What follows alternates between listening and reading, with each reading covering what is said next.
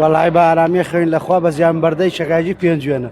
وا شەشەم شەو بەسەر شەڕی نێوان ئیسرائیل و ئێراندا تێتە بەڕێت، هەرچەندان ناوبەناو دەنگی درۆن و موشک و ڕووناکی بەسەر ئاسمانی قەزای کەلار و سنووری گەرمیاندا دەبینرێت جار بەجار هاوڵاتیان لە تۆڕە کۆمەڵایەتیەکانەوە باسی لێوە دەکەن کە هەندێک جار گوێیان لە دەنگی موشک و درۆن بۆ، بەڵام ئەمە وای نەکردووە لە هاوڵاتیان کە نێنە دەرەوە. ئەم ڕاستە شەقامەی منی لێم ڕاستە شەقامی ناو بازاڕی قەزای کەلارە، هاوڵاتیان شەوان تاوەکو درنگانێکی شەو دێنە ئەم شەقامە و بشوویەکە دەن لەگەڵ هاوڕێکانیانە و لە فە و چای دەخۆنەوە و وەکو ئەوەی هیچ شتێک لە گۆڕ نەبێت.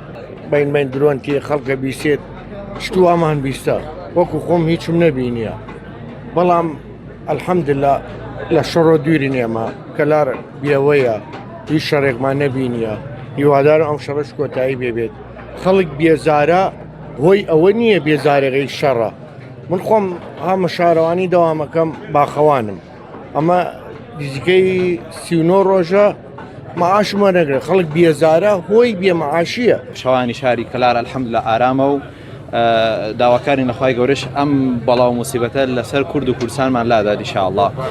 شەوان تا چەندە مێننەوەیەوە؟ قوربان ئێمە تا ساعت سێ بۆ 3:30 شەوە مێنینەوە، کەشێکی ئارامەوە ئەلحەمدولله.